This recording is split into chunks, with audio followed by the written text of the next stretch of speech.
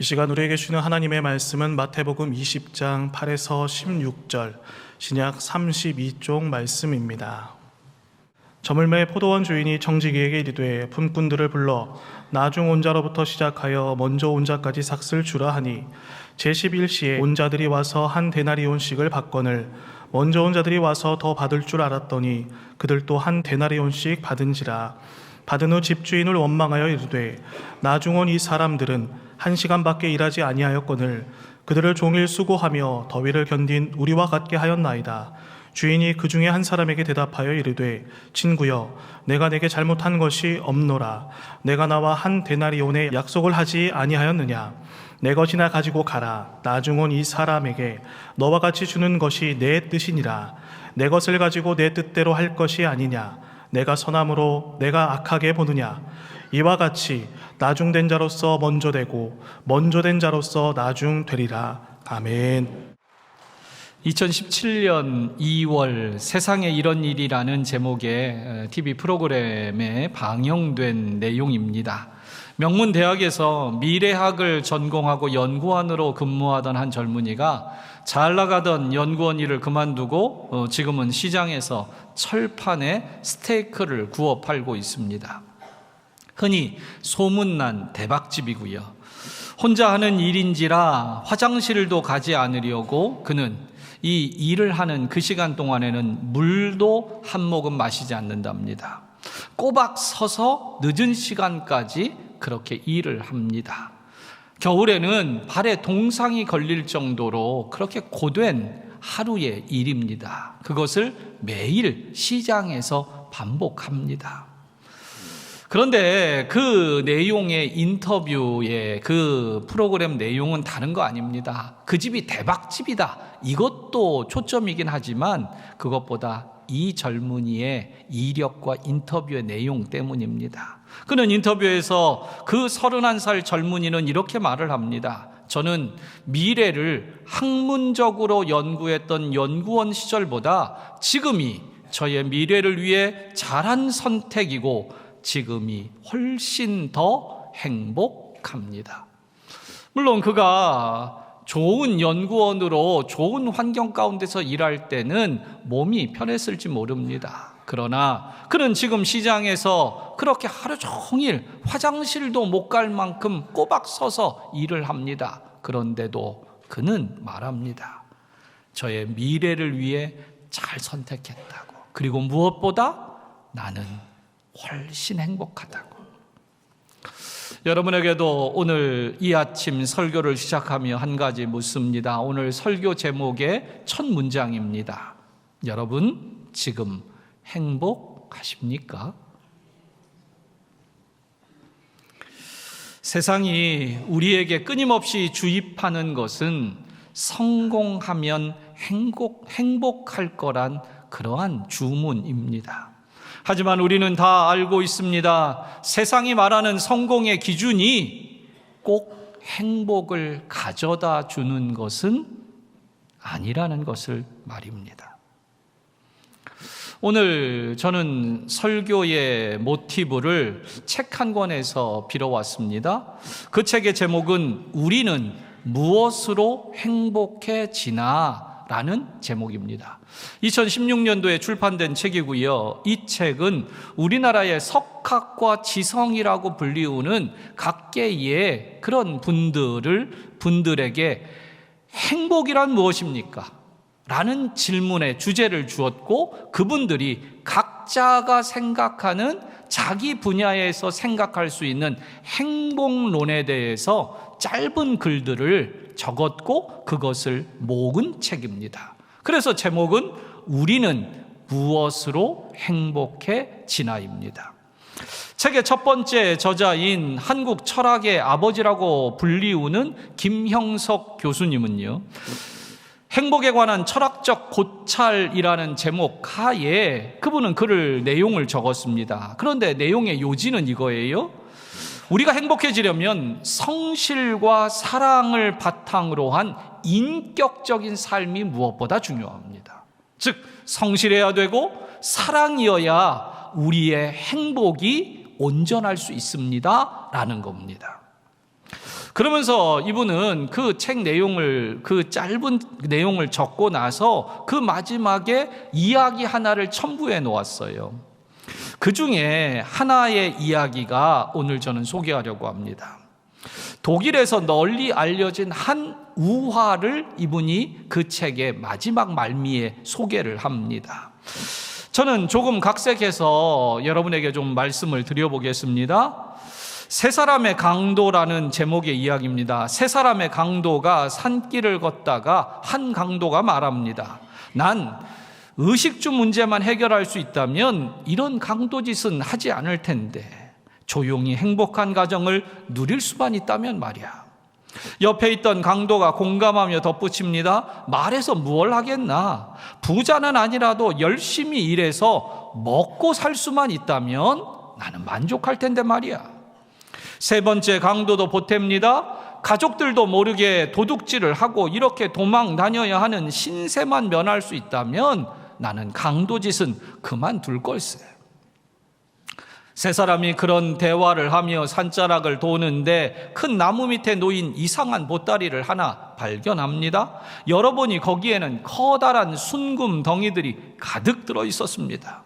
그 순간 세 강도는 하늘이 그들의 탄식을 듣고 내린 선물일 거라 생각을 합니다. 그리하여 하늘이 우리에게 이렇게 주었으니 이제 우리 강도짓은 그만하고 고향으로 돌아가 가족과 행복하게 이제 살자. 이것만 가지고 있으면 나쁜 짓 안 하고 우리 행복하게 살 수 있다 생각합니다. 그렇게 이제 고향으로 가는 마음을 정하고 길을 나섭니다. 마침 강을 건너게 되었습니다. 세 사람이 배를 저어 강을 건너는데 욕심이 생긴 두 강도가 서로 눈짓을 해서 한 강도를 물에 빠뜨려 그만 죽이고 말았습니다. 이제 강도는 둘만 남았습니다. 서로 좋아하며 이제 계속 길을 갑니다. 가다가 도시 가까이에 이르게 됐습니다. 하지만 이 금을 가지고 도시에 들어갔다가 무슨 변을 당할지도 모르니 오늘은 이 나무 아래서 야영을 하기로 결정을 합니다. 그리하여 한 강도는 나무 아래서 이 금덩이 보따리를 지키고 한 강도는 마을로 들어가 먹을 음식거리를 챙겨오기로 합니다. 그런데 먹을거리를 준비하던 강도가 생각이 번뜩 듭니다. 내가 저놈을 죽이면 금덩이 전부 내 차지가 될 거 아닌가? 그렇게 생각했습니다.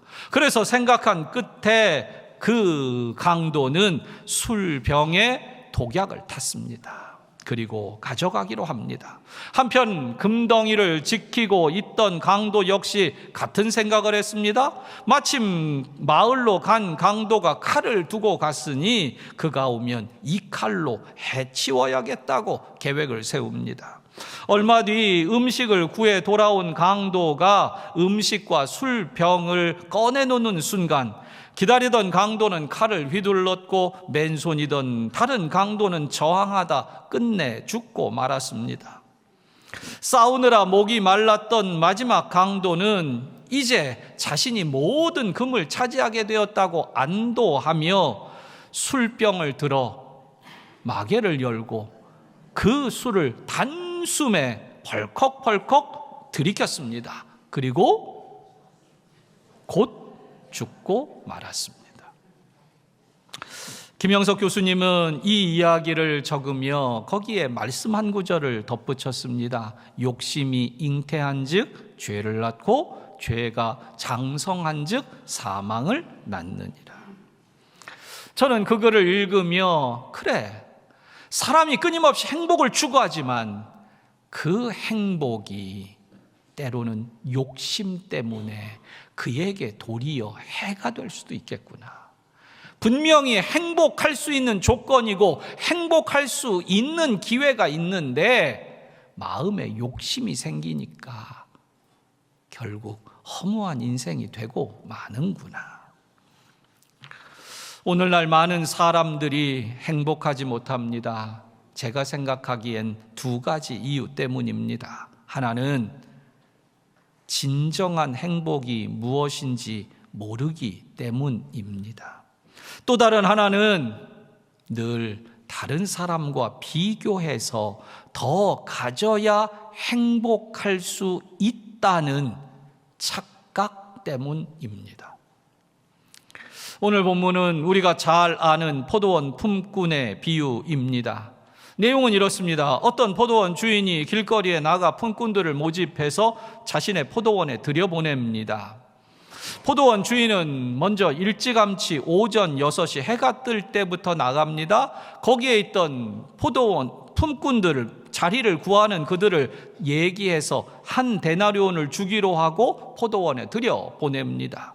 그리고 또다시 오전 9시에도 나가보니까 놀고 있는 사람들이 있습니다. 그들에게도 같은 품삯을 약속하고 포도원에 들여보냅니다. 주인은 거기서 그치지 않습니다. 낮 12시에도 또 오후 3시에도 나가서 그렇게 합니다. 그게 다가 아닙니다. 이제 주인은 오후 5시, 해가 저물어 일을 마치게 되는 그 6시 전에, 오후 5시 일을 마치기 1시간 전에도 이 주인은 거리로 나갑니다. 그리고 거기에서 일감을 찾으려고 기다리고 있는 누군가를 발견하고 그도 다시 포도원에 들여보냅니다. 이 비유에서 계속 나가 포도원에 품꾼을 들여보내는 주인은 하나님을 상징합니다. 즉 한 사람이라도 더 천국에 들여보내려는 긍휼과 사랑으로 가득한 열심을 가진 주님의 모습이고 주님의 마음입니다. 곧 천국에 어떻게든 한 사람이라도 더 들여보내겠다라는 주님의 마음입니다. 여기까지가 마태복음 20장 1절부터 7절까지의 내용, 바로 오늘 내용의 앞선 내용입니다. 그리고 나서 오늘 내용이 이어집니다. 저는 오늘 본문을 행복이라는 관점에서 오늘 본문을 보려고 합니다. 이미 앞에서 말씀드렸듯이 행복이 어디로부터 오는가라는 그 주제를 가지고 오늘 말씀을 좀 생각해 보려고 합니다. 본문에서 먼저 주목하게 되는 것이 있습니다. 그것은 우리는 항상 행복한 순간을 맞이하며 살고 있다는 겁니다. 누구도 예외 없이 우리는 항상 행복한 순간을 맞고 있습니다. 8절을 시작할 때 저물매라고 표현이 되어 있습니다. 이 저물매라는 표현은 오늘날의 시간으로 환산해서 시간으로 표현한다면 오후 6시를 말합니다. 해가 지는 시간, 일을 마치는 때입니다. 이 해가 저무는 시간, 이 오후 6시는 행복한 시간입니다. 왜냐하면 고된 하루 일과를 마치는 시간이기 때문입니다. 또한 지금 이 비유 속에서 하루 종일 일을 한 일꾼들이 뭘 받아요? 일당을 받는. 다른 사람이 받는다고 내가 못 받는다고 좀 기분 나쁘신 건 아니죠? 일당을 받기에 행복한 시간입니다. 그래서 주인은 일꾼들을 불러 일꾼들에게 일당을 줍니다. 그런데 오후 5시에 온 사람들부터 일당을 줍니다. 1시간 일했는데 그들에게 얼마를 줬을까요? 일당으로 오늘 본문에 보니까 한 데나리온을 주었습니다. 이 한 데나리온은 당시에 하루 품삯에 해당되는 금액으로 대표됩니다. 1시간 일한 그들은 그 한 데나리온을 받았습니다. 1시간이라고 하루의 품삯을 받았습니다. 그런데 그랬기에 그들은 어리둥절했지만 행복합니까? 불행합니까? 행복합니다. 그러자 뒤에서 기다리던 일꾼들, 그들도 이제 돈을 받을 생각에, 일당을 받을 생각에 그들도 지금 기다리면서도 행복합니다. 분명히 내가 이 돈을 받겠지. 그런데 1시간 일한 사람에게 한 데나리온이면 나는 더 받는 거 아닌가? 어찌됐건 그들은 기다리는, 일당을 받기 위해 기다리는 동안도 행복했습니다. 그런데 주인이 하루 종일 일한 그들에게도 얼마를 줍니까? 한 데나리온을 줍니다. 그러자 그들의 행복이 순식간에 깨지고 맙니다. 그리고 그들은 주인에게 원망하며 따져 묻습니다. 아니, 이런 계산법이 어디 있습니까? 나중에 와서 1시간밖에 일하지 않은 저 사람에게 한 데나리온을 주었으면 하루 종일 수고한 우리에게는 더 줘야 되는 거 아닙니까? 그렇게 대들지요. 그러자 13절부터 15절에 주인이 그들에게 말합니다. 주인이 그 중에 한 사람에게 대답하여 이르되, 친구여, 내가 내게 잘못한 것이 없노라. 내가 나와 한 데나리온의 약속을 하지 아니하였느냐? 내 것이나 가지고 가라. 나중 온 이 사람에게 너와 같이 주는 것이 내 뜻이니라. 내 것을 가지고 내 뜻대로 할 것이 아니냐? 내가 선함으로 내가 악하게 보느냐라고 그렇게 말합니다. 여러분, 주인이 이렇게 하는 것에 대해서 여러분은 어떤 생각이 드십니까? 주인은 분명히 준명히 약속한 대로 줬다는 겁니다. 그러니 너희는 가지고 가라는 겁니다. 그러면서 주인이 주인의 입장에서 더 풀어서 설명을 하지요. 내가 내 것 가지고 이 사람들에게 주는 거다. 그리고 이 사람들에게 1시간만 일한 사람에게 한 데나리온 주는 거, 이거 내가 선하게 하는 거다. 적극적으로 그들에게 선을 베푼 거다. 그런데 너희가 나를 악하게 말하느냐? 라는 겁니다. 여러분의 생각은 어떠십니까? 지금 이 장면에서 과연 누구에게 문제가 있습니까? 왜 모두가 행복해야 할 오후 6시가 이렇게 된 겁니까? 이유는 다른 것 아닙니다. 사람들이 자신에게 주어진 행복을 불행으로 바꾸고 말았기 때문입니다. 이것이 두 번째 오늘 본문의 묵상 주제입니다.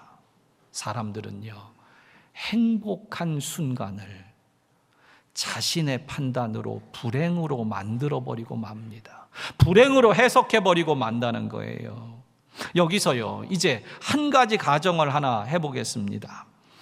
여기 나중에 온 일꾼들이 있었고 중간에 온 사람도 있었습니다. 그런데 여기 오늘 일꾼들을 모두 다 오전 6시에 와서 똑같이 하루 종일 일했다고 가정을 해봅시다. 이제 오전 6시에 와서 모두가 다 동일하게 그 하루 종일 일을 했습니다. 그리고 그 일꾼들 모두를 세워놓고 이제 순서를 가릴 것도 없습니다. 똑같이 한 데나리온씩을 그들에게 일당으로 주었습니다. 그렇다면 그때 그 돈을 받아든 모두 똑같이 일하고 똑같이 받은 일꾼들은 어땠을까요? 제 생각엔 똑같이 행복했을 겁니다. 그들에게는 노동의 기쁨도 있었고 가장으로서의 책임을 다한 뿌듯함도 분명히 있었을 겁니다. 아마 그들은 이렇게 말했을지 모릅니다. 사장님 고맙습니다. 많은 사람들 가운데 오늘 저희를 일찌감치 불러주셔서 이곳에서 하루 종일 일할 수 있게 해주신 것도 감사하고 이렇게 일당 약속한 대로 하루 품삯을 정확히 쳐주시니 떼먹지 않고 정확히 쳐주시니 감사합니다. 사장님 최고 하고 아마 갔을 겁니다. 그랬으면 그날 오후 6시는 모두가 행복한 시간이 됐을 겁니다. 그런데 오늘 본문에 보니 그런 행복이 깨졌습니다. 행복이 가득할 수 있었는데 깨졌습니다. 왜 그렇게 되었을까? 저는 이 포도원 품꾼의 비유를 묵상하며 원망하는 이 품꾼의 모습이 바로 오늘 이 시대를 살아가는 우리들의 마음과 모습이 아닌가 생각이 듭니다. 여러분, 하나님은 우리에게 행복하게 살 수 있는 조건을 99가지나 주셨습니다. 그런데 우리는 행복하지 못합니다. 이유가 무엇일까? 그 이유는 행복을 불행으로 바꾸기 때문에 그렇습니다. 오직 내 마음 속에 행복할 수 있는 상황인데 불행하다고 원망하고 불평하는 마음이 돼버렸기 때문에 그렇습니다. 오늘 이 비유를 하면서 궁켈이라는 유명한 신학자가, 주석학자가 있습니다. 이 궁켈은요, 이 부분, 이 원망하는 이들에 대해서 주석하며 이렇게 표현을 했습니다. 하나님께 잘못하는 것은 악한 일이다. 그러나 하나님께서 내게 잘못하고 계시다고 생각하는 것도 악한 일이다. 여러분, 악한 일은 하나님께 무엇인가 잘못하는 행위만이 아닙니다. 하나님이 내게 잘못하고 있다고, 하나님이 나에게 잘못하고 계시다고 생각하는 것도 악한 일이라는 겁니다. 바로 우리의 마음을 얘기하는 겁니다. 여러분 생각해 보십시오. 일꾼들은 새벽에 일을 나서며 꼭 일감이 있었으면 좋겠다. 어제 비가 와서 공쳤는데 오늘은 꼭 일해야 우리 가족 먹고 사는데, 아마 이런 간절한 마음이었을 겁니다. 어쩌면 하나님께 기도했을 겁니다. 하나님, 오늘은 꼭 일감을 주십시오. 제가 부지런히 일하고 싶습니다. 그리고 그들은 그렇게 이른 아침부터 기다렸습니다. 그러다 자신의 이름이 불리자 기뻐했을 겁니다. 그들은 남겨진 사람들의 부러운 눈길을 받으며 기뻐하며 주인의 포도원에 들어가 열심히 일했을 겁니다. 그리고 하루 종일 일해서도 몸이 피곤했지만 그들은 정말 보람찬 하루였다고 만족했을 겁니다. 그런데 그런 행복과 기쁨은 지금 다 사라져버리고 지금 그들은 원망으로 가득합니다.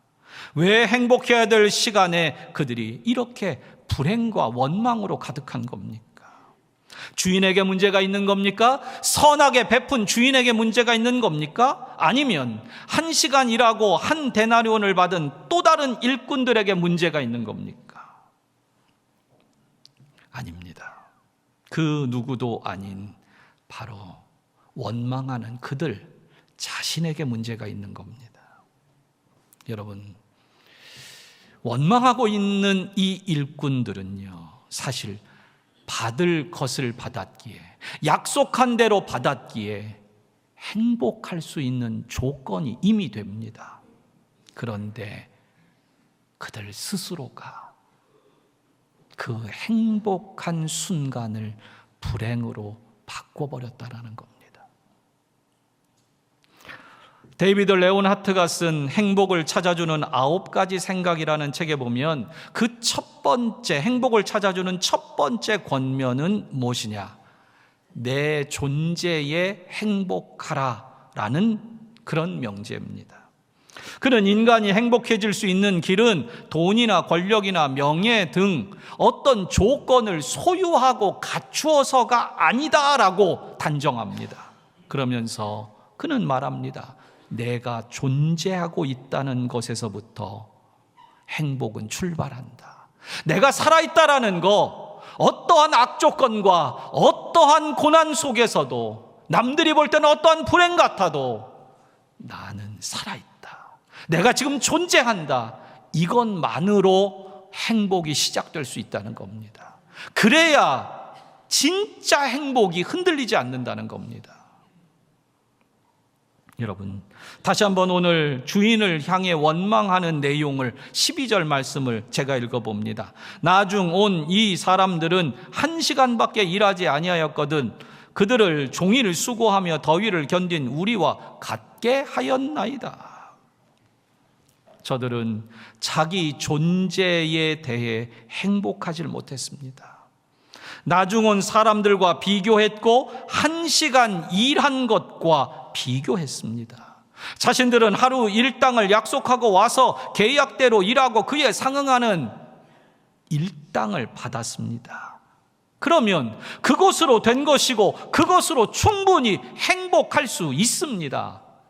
그런데 문제는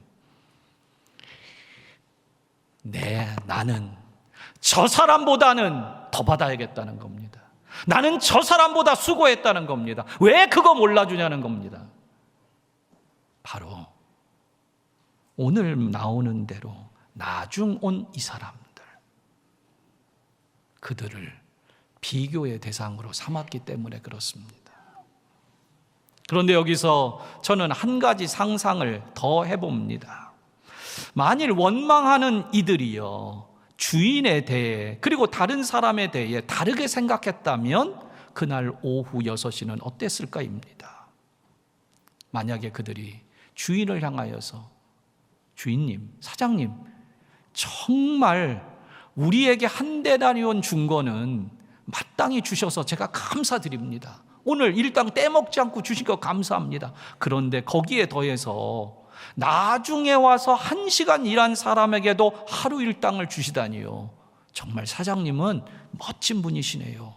라고 했다면 아마 그 시간들은 모두가 행복한 시간이 되었을 겁니다.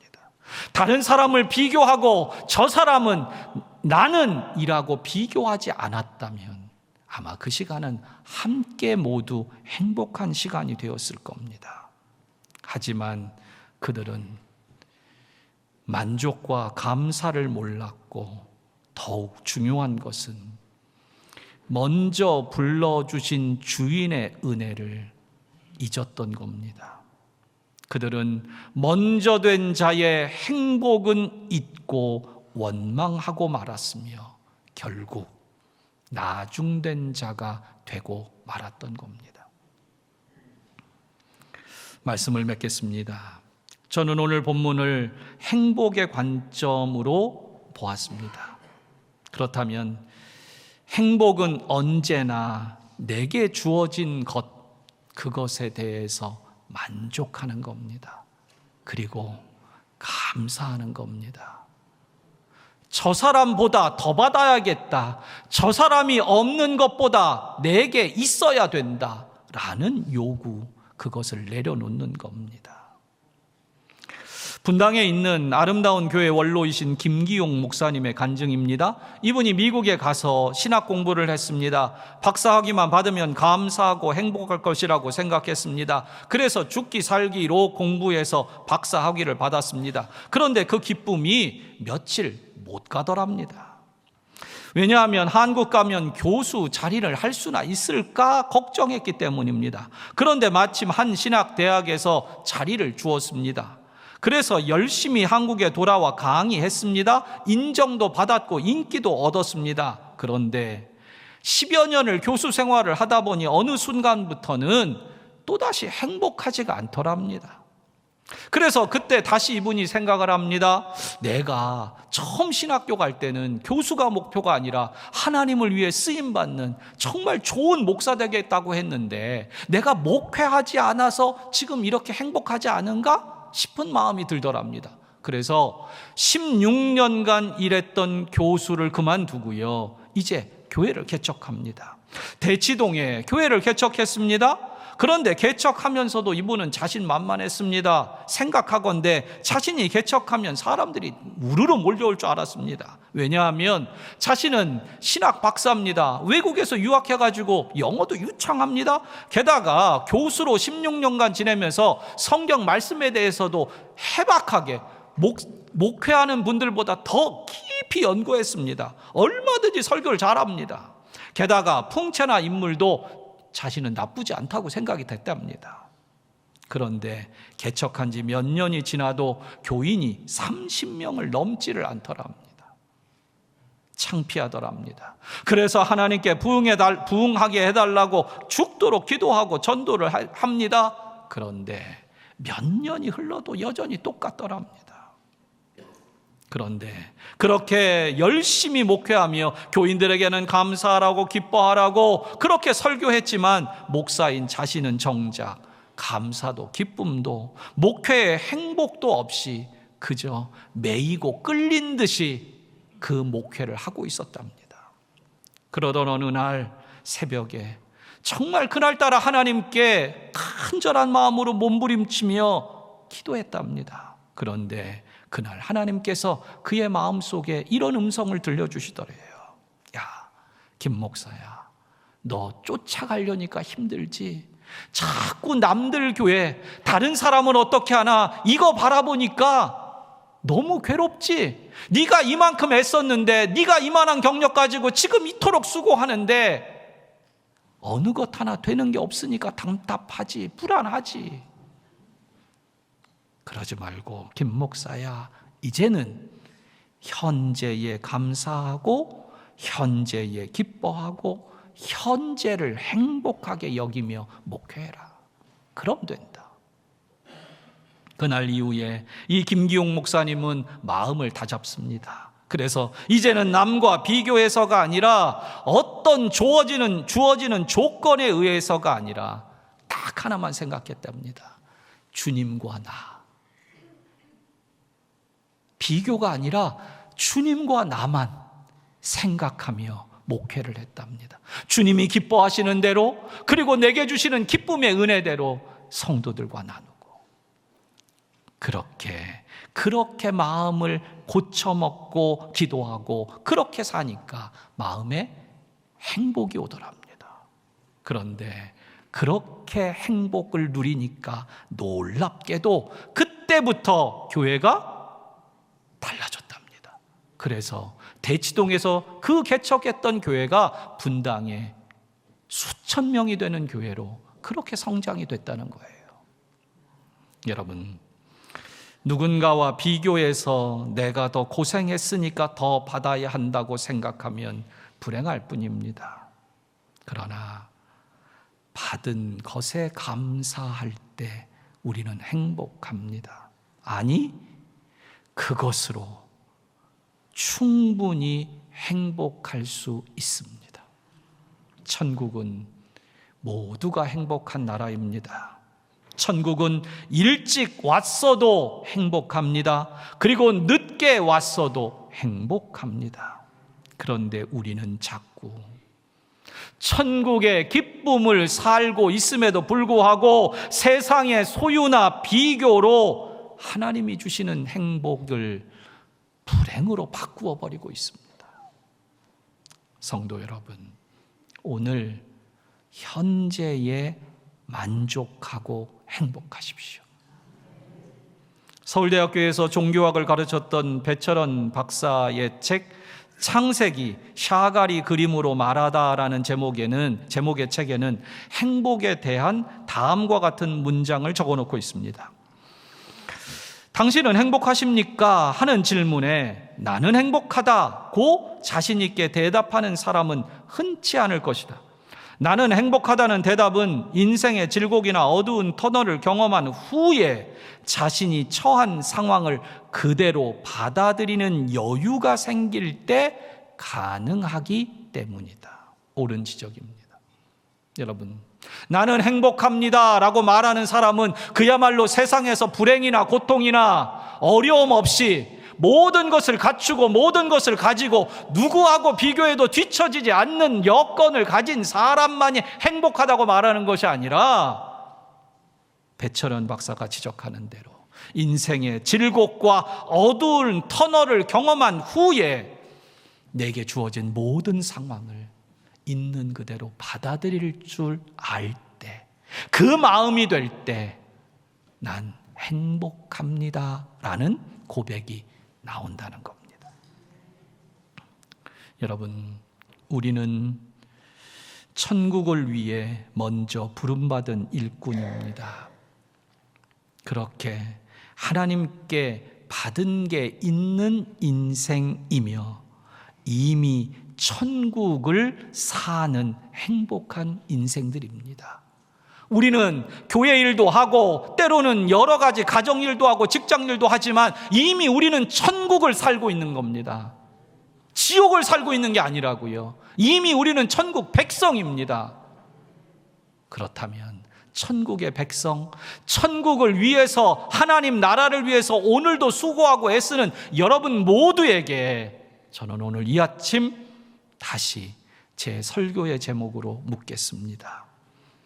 여러분, 행복하십니까? 행복하십시오.